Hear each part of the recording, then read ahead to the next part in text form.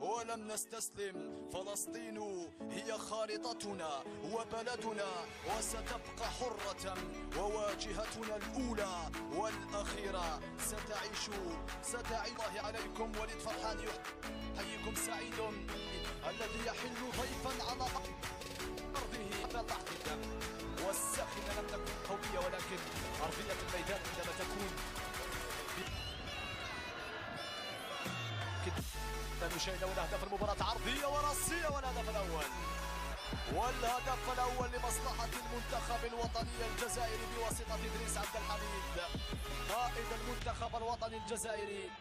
يسجل هدف الأول للخطعة والعشرين بعد هذه التوزيعة داخل منطقة الجزاء والارتقاء.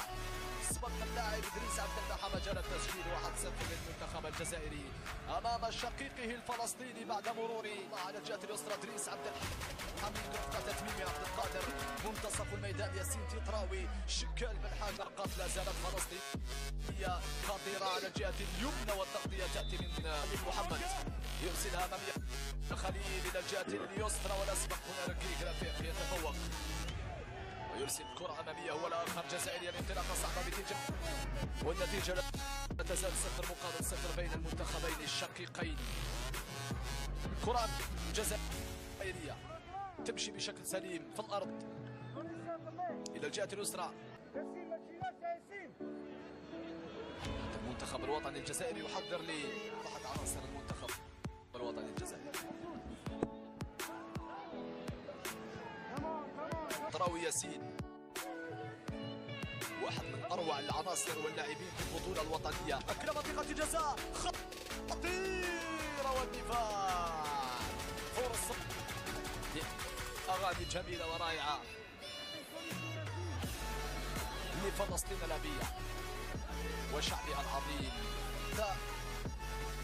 أبو وردة بالقدم اليسرى، خطيرة المحاولة لفائدة المنتخب، كانت قوية نوعا ما لمصلحة إدريس عبد الحميد والدفاع الجزائري. محاولة التسديد قوية، هنا تسديدة ولكنها تصطدم وموت المسلمين. منصورة إن شاء الله يا فلسطين. كرة على الجهة حتى تتحول ربما لأحد زملائه الذين كانوا ينتظرون في القائم الثاني. الكرة الثانية 13 أبو وردة يحاول التوزيع، ولكن الدفاع الجهة اليمنى توزيع داخل منطقة الجزاء، وإدريس دائما في المكان المناسب.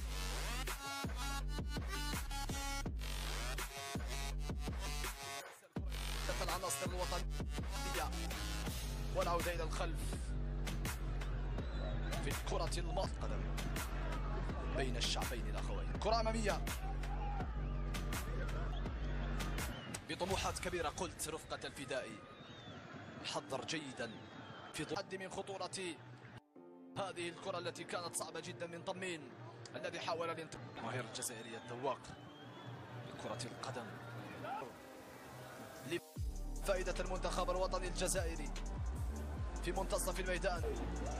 واحد من العناصر المميزة اللي شاهدناها في هذه المباراة، قوته البدنية ومهارته أيضا. عادت لأبو وردة، وزعها بشكل رائع، والتغطية الدفاعية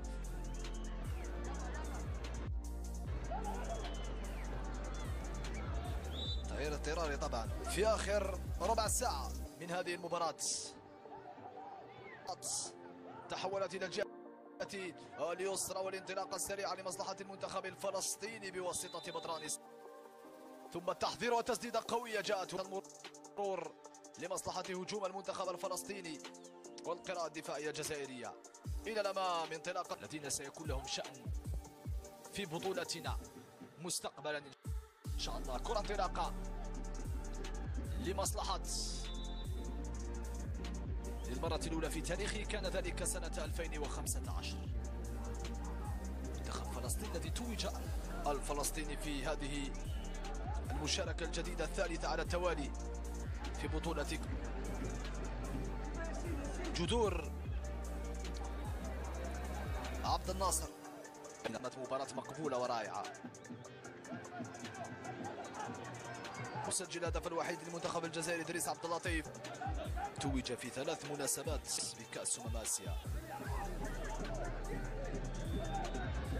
تمشي قصيرة عبد الناصر. إدريس كرة أمامية. سامي يحاول ياخذ فرصته في هذه المباراة لأنها ليست من المباراة العادية. في الخط الخلفي تلمون،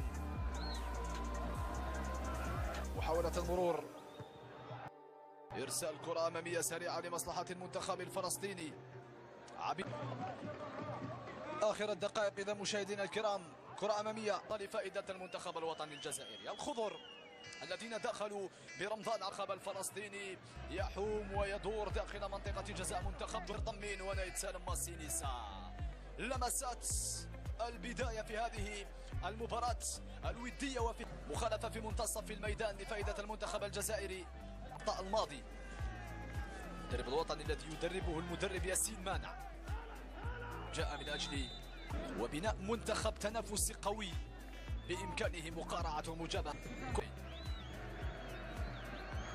كرة لمصلحة المنتخب الوطني الجزائري، مصلحة عناصر المنتخب الوطني الجزائري.